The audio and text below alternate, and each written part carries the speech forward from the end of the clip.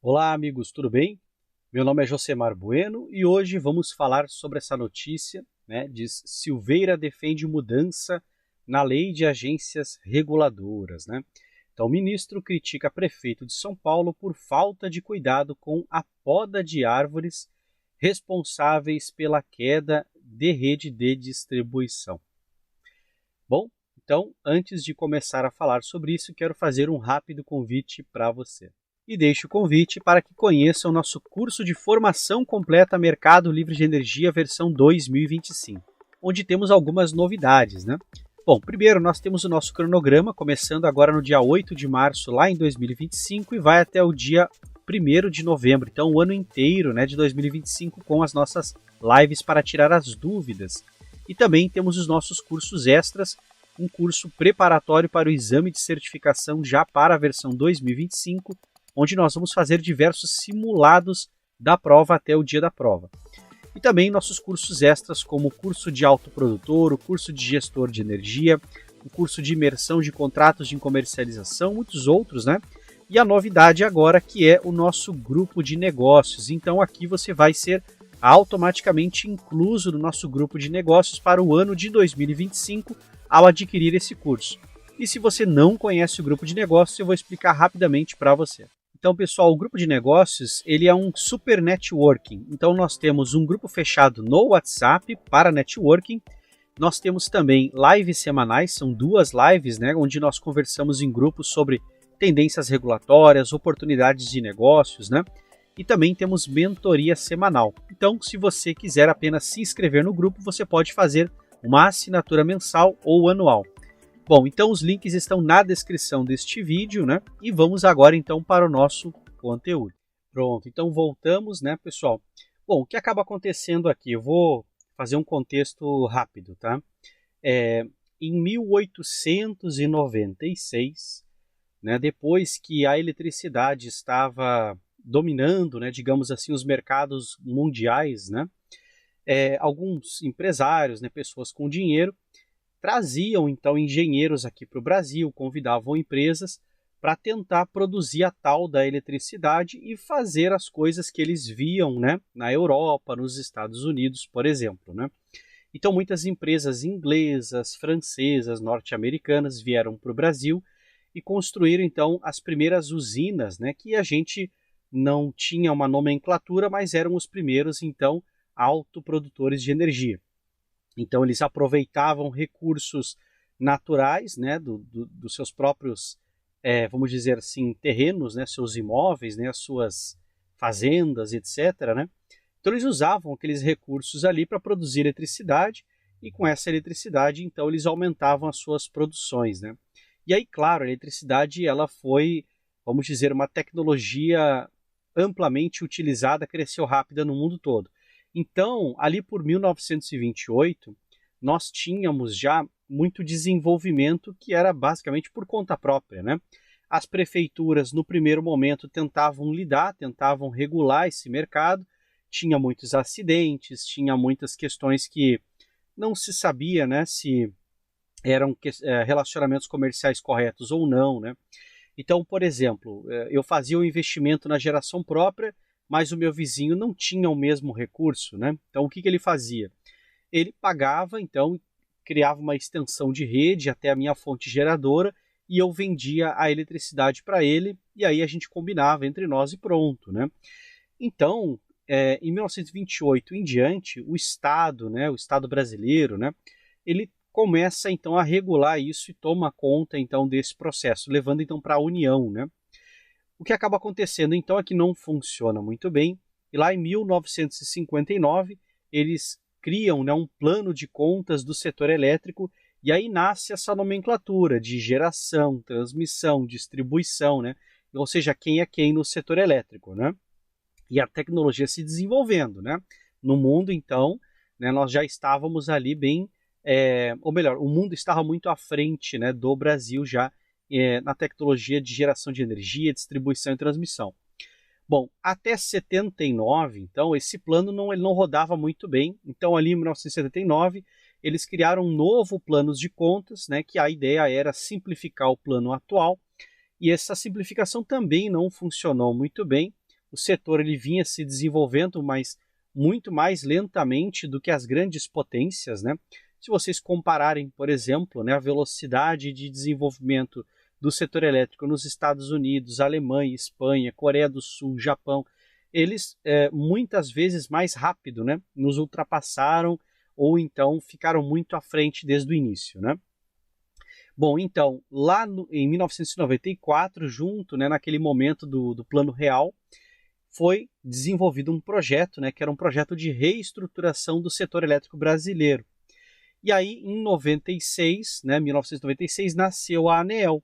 E a função da ANEEL, desde o início, era simplificar o plano de contas lá de 1979, que era um plano já defasado, né? E ela concluiu, ela fez essa simplificação, ela de fato terminou ali por 2002, 2004, né? Hoje esse plano se chama então Manual de Contabilidade do Setor Elétrico, que foi atualizado em 2022, né? E a ANEEL então ela tem uma função, né, de autarquia, né? Então, dentro do setor elétrico nós temos instituições muito bem consolidadas, né? A ANEEL é uma delas, querendo ou não, a ONS e a CCEE.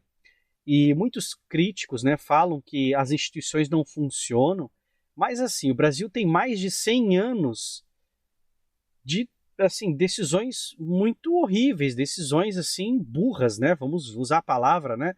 Ou seja, a gestão pública nunca foi melhor no passado. O setor elétrico sempre foi muito pior antigamente, né? Então, pode não ser perfeito agora, mas funciona bem até, né? Comparando com o que nós fizemos. Bom, e aí vem essa crítica aqui do Silveira, então, querendo mudanças, né? Ele fala em modernização, mas na verdade o que ele quer é um retrocesso, né? Ele quer que o Estado, né, volte, então, ou seja, é aquela questão, né? Fazer uma estatização, trazer as empresas públicas, né? O que já não funcionou no passado. Então, assim, gente, não funcionou antes, né? Não vai funcionar agora. Ah, Josemar, mas você acha então que não deveria mudar? Não, eu também acho que deveria mudar, tá? Agora, tendo um olhar técnico crítico, né? Como é que eu acho que deveria mudar essa questão da ANEEL? Bom, primeiro, o Brasil é muito grande para ter apenas uma agência reguladora, né? E segundo, vamos olhar para fora do Brasil. O Brasil não está inventando a roda, né? E não faz sentido querer tentar reinventar a roda. Basta olhar os países que são maiores e mais bem desenvolvidos que nós, né? Em todos os sentidos, né? Pensando, claro, no setor elétrico, né? E como é que eles fazem?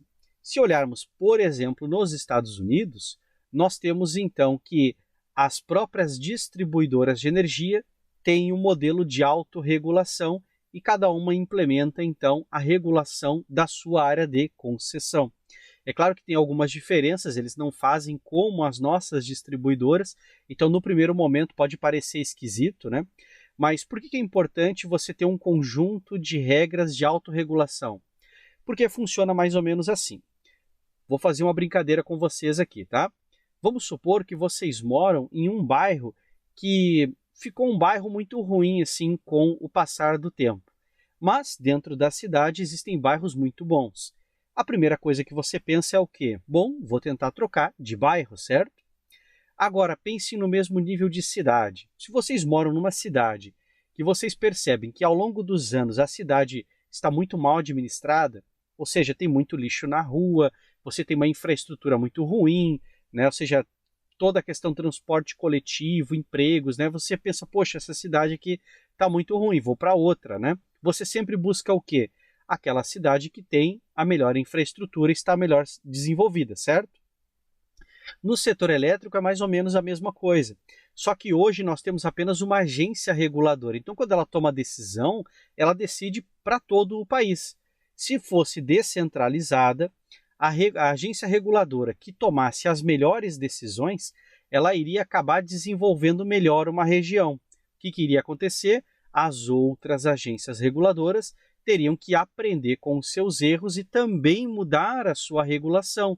Elas teriam um parâmetro comparativo e, em outras palavras, elas teriam concorrência, porque uma agência reguladora não iria querer ficar atrás de outra, né? Todas elas querem melhorar e ficar ali, digamos, num parâmetro de qualidade, né, que seja bom para o mercado, né?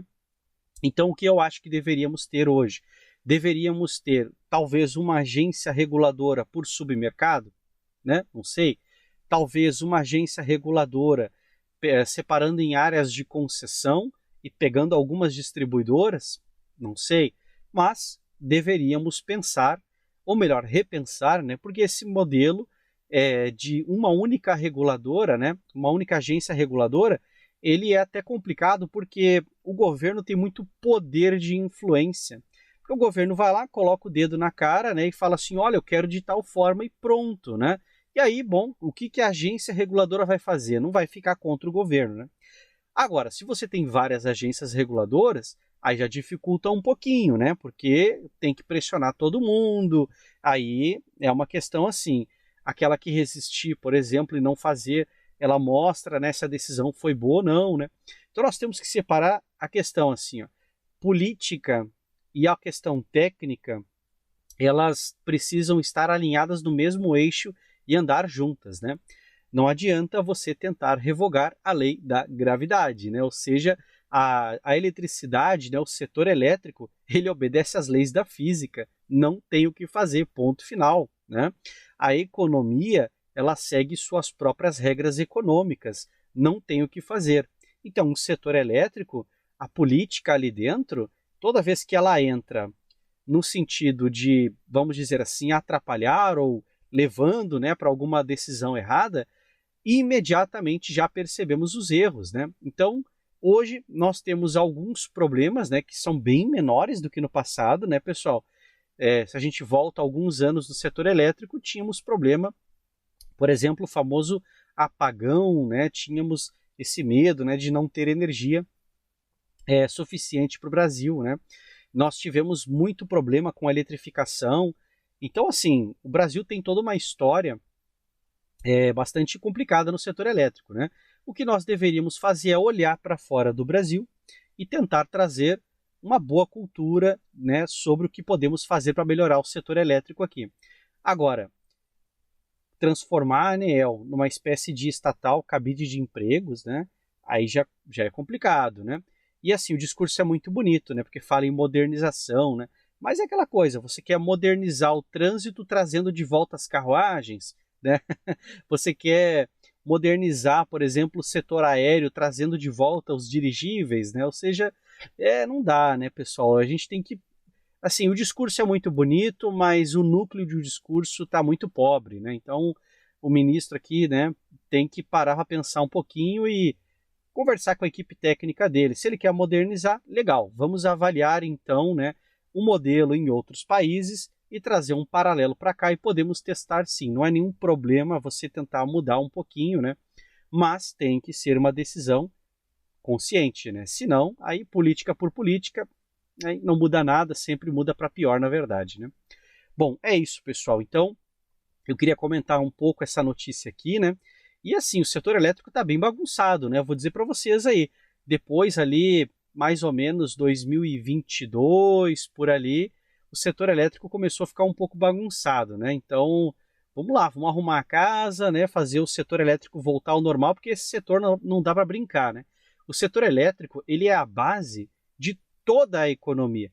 Não tem nenhuma economia que não dependa do setor elétrico. Então, qualquer problema no setor elétrico imediatamente derruba todos os mercados, todos. Não, nenhum se salva. Não existe mercado que não tenha como base o setor elétrico, né? Ele viabiliza todos os mercados. Então nós temos que respeitar muito esse setor, né? E lembrar que os novos mercados que estão nascendo só estão nascendo por causa do setor elétrico, né? É isso então, pessoal. Então, um grande abraço a todos, né? E não esqueçam de participar do nosso grupo de negócios, certo? Então, grande abraço e até o nosso próximo vídeo aqui no canal.